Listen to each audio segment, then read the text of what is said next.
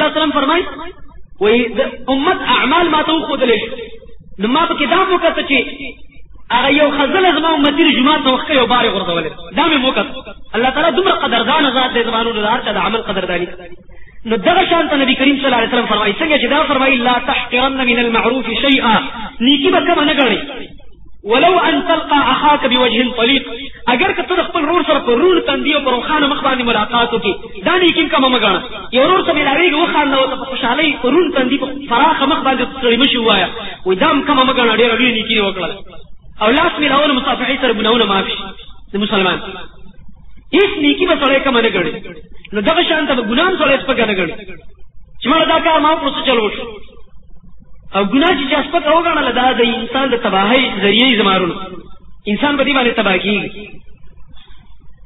ګناهونه به سړی کم نه ګڼي سپک به یې نه ګڼي. صحابه کرام به ویلي چې کله به موږ نه څه داسې کار وشو نو چې الله رسول به خفه کېدو مثلا جمع به تلاړه یا داسې یو کار به وشو چې هغې ته خو نن سبا موږ ګناه هم نه وایو دا موږ عادت شوي دې سره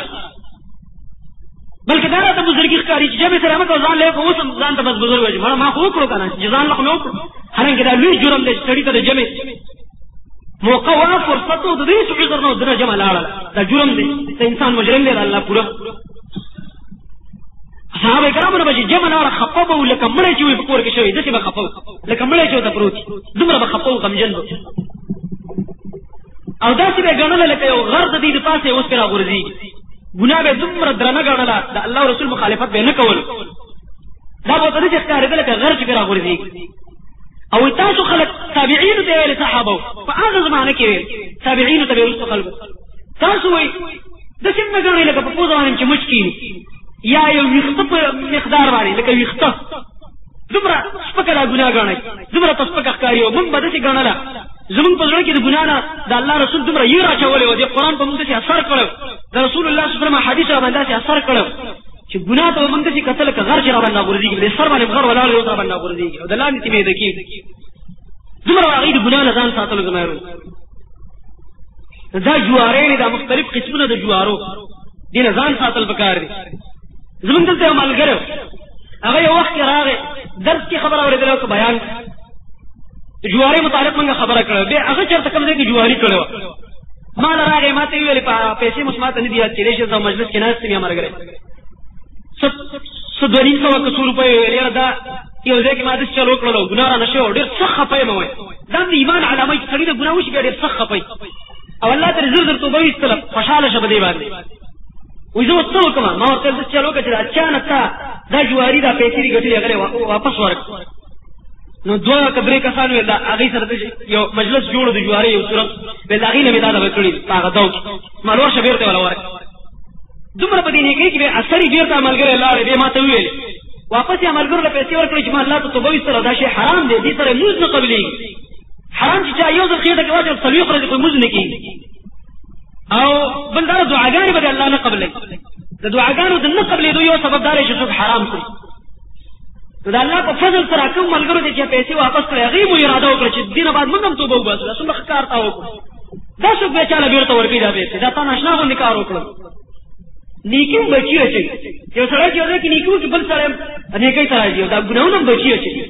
چې موږ تاسو ګناه کوو نور خلک چې موږ یې هم په دې ګناه باندې زړه ورکېږي نو چې دا کم سړی چا په ګناه ولیدلو او د ده د ګناه په وجه بل هم تیار شو دې ګناه ته دا ګناه په ده باندې ولیکلی په هغه هم ولیکلی شو هغه به هم الله رانیسي خو د هغه د ده د وجې نه چې پکې هغه مبتلا شوی دی نو د هغه په جرم کې به پوره دې هم ملوث وي دا خطرناکې خبرې دي زما ورور دې وجې نه نن ما دا موضوع څېړله چې کوم موږ د ضعیفه موضوع روایات هغه سلسله شروع کړې ده هغه انشاءالله مخشان جاري وي نن پکې ما دا دغه کولی چې زموږ معاشره کې ډېرې برایانې دي او موږ ته د ګناه په نظر نه ګورو هسې یو وړوکې غوندې خبره راته ښکاري حالانکې په دې باندې د انسان ایمان ختمېږي ما تا ته به وړوکې خبره ښکاري او په هغې به د ایمان د انسان نه وتلی دا ګاډی د 10 لکو د 20 لکو روپو ګاډی او د 4 روپو د 15 روپو هوا پکې نه وي ټیر په څو باندې ډکېږي چېرته 4 روپۍ باندې یو ټیر ډکېږي او ټیر یې پنچر دی یا دا پنچر په 10 روپۍ باندې لګېږي د 10 روپو نقصان چې په ګاډي کې راشي د 20 لکو روپو ګاډی دی ځای نه شي خدولی 20 لکو روپو ګاډی 10 روپو خراب کړی دی د ځای نه خوځېږي او څنګه نشي کولی مزل دغه شان زمارون د ایمان هم دی بعضې وخت یو موږ تاسو ته یو ګناه وړه ښکاري یو کار به راته وړوکی ښکاري او زموږ ثابت ایمان دی پنچر کړی ځای نه به نشو فضیله جنت ته پینې شوتلې الله ته پینې شو رسیدلې د الله رسول حوض کوثر ته پینې شو رسیدلې پولیس رات په پینې شو کراس کولې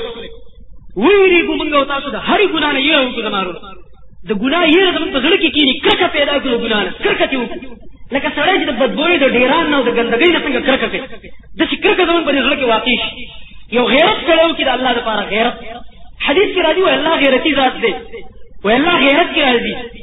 دا غیرت د الله صفت دی او موږ به نه پوهیږو الله په خپل صفات خپل پوهیږي موږ به د الله صفاتونو تشبیه نه ذکر کوو حدیث کې راځي او الله تعالی چې کوم دی ان الله یغار الله غیرت کې راځي وغیرت الله او د الله غیرت وې دا دی د الله غیرت دا دی الله په دې خبره په غیرت کې راځي چې یو سړی یو کار الله حرام کړی دی هغه کار تور منډه کې هغه کار وکړي الله ډېر غیرت کې راځي چې ته وګوره دې سړي ته څومره زما بې عزتي وکړه والعیاذ بالله نو تاسو دا وایئ زمارونو الله به دې سړي ته څه کوي څه معامله به ورسره کوي چې کله الله یې په غیرت کې راوسته یو سړی دی الله مکه د هغه په ښځه باندې چا لاس واچولو څومره غیرت کې راځي مړی به کوي په دې باندې د کور بې عزتي وله چا وکړله د نفس بې عزتي وکړله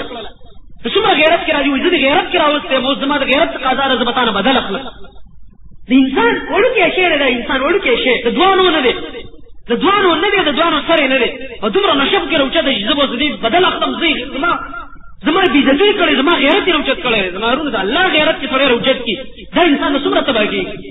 دا کارونه الله حرام کړي دي دا د شیطان دوستي ده انما الخمر والمیسر شرابونه څکل نشې کول هر قسم نشه او دغه رنګه دا جوارې د دې هر قسم والانصاب جمع د نصوب ده دې ته ویل کېږي چې یو څیز د الله نه علاوه د بل چا دپاره ودرولی شي او د هغې عبادت کېږي لکه دا د ولي جنډه ده دا یې قبر دی دا د بابا د هغه ګټه ده چې پلانکي بابا ورته ډډه والې ده او خلک هغه ګټې نه لګي تبرکات حاصلوي قبر نه دې ته دا ټول په نصوب کې داخل دي دا بوتان او دا ټول شی نه هر هغه څیز چې د الله نه علاوه عبادت کېږي دا کار الله و چې څوک کوي د غیر الله عبادتونه د ګټو عبادتونه د جنډو عبادتونه او نور او هغې نه د خیر او شر تمې ساتي والازلام او څوک چې په غشو قسمتونه معلوموي څوک په توتیانو معلوموي څوک په پالګرو معلوموي رجسون دا ټوله پلیتي ده الله وایي دا پلیت کارونه دي رجس دی ګندګي ده لکه سړی چې څنګه خپله جامه د ګندګۍ نه ساتي د پلیتۍ نه ساتي د لویو بولو او د وړو بولو نه ساتي دغه شان ته سړی ځان د دې کارونو نه ساتي دا د سړي دننه زړه هغه څښا کوي زړه مرداروي زړه کې یو بدبویي پیدا کېږي په موږ باندې نه لګېږي زمانو او دا ملایکو ته محسوس کېږي دا وخت انسان نه ملایکو لرې لاړ شي حدیث کې راځي کله چې سړی د مسلمان غیبت شروع کړي د هغه سپکاوی شروع کړي چې مړه پلانکې هغه څه کې دی او دا وه او هغه چې کوم سپکاوی کوي د هغه نه ډېر په ده کې موجود دي ما کې به ډېر نقصانات موجود دي او د یو بل رور وړه ګناه دا به زه ذکر کوم په یو مجلس کې د خوند دپاره زړه یې ښولو دپاره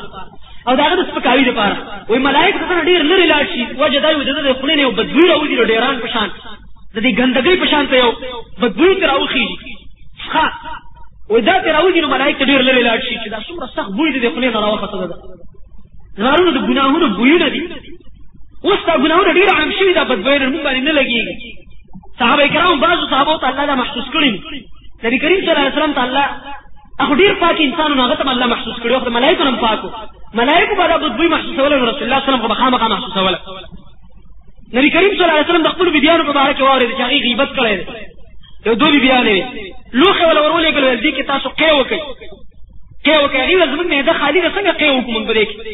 مونږ خو څه خوړلي نه دي او خېټه کې هم څه نشته دی خو امر د رسول الله صلم تاسو پکې قی وکئ و چې قی وکړو داسې ټوټې د دې خولې نه راوغورځېده لکه دا جام شوي وینه چې دا وینه چې څنګه جام شوي او څښا شوي دا ټوټې د خولې نه راوغورځېد نبي کریم صلی الله علیه وسلم دا هغه ګندګي ده بدبویي ده چې هغه تاسو کوم غیبت وکړل دا بدبویي پاک خلکو ته الله محسوسوي پاک خلک د دې نه ځان هم ساتي زمارون دا ټول الله پلیتي ده او بل من عمل الشیطان دا شیطان عمل دی الله دې ته د شیطان اعمال ویلي دا باقاعده د شیطان په سب کې دا سړی ودرېدو یعنې د شیطان کار ده په خپله سنبال کړو د شیطان ډیوټي ده په خپله سنباله کړه کوم کار چې شیطان له پکار هغه کار ده وکړلو من عمل الشیطان نو بیا راته الله څه فرمایي زمارونو د دې خبرې چې د چا په زړه کې ایمان وي دا خبره به ډېر سخت اثر کوي فجتنبو ای مؤمنانو ځان وساتئ دې کارونه فجتنبو شرابونه د نشې د څیزونو نه د جوارۍ نه د غیر الله د عبادت نه او دغه رنګه د دې چې غیر الله باندې خپل قسمتونه معلوموي دې څیزونه نه ځان وسات الله راته وایي فجتنبو ځان په ډډه کوي د دې نه د دې خواله مه ورځئ د دې څیزونو خواله دې کارونه ځان وساتئ لعلکم تفلحون، دې لپاره چې کامیاب شئ، خپله کامیابي غواړئ په آخرت کې ستاسو هغه نیت هم دی، شوق هم دی چې موږ جنت ته لاړ شو،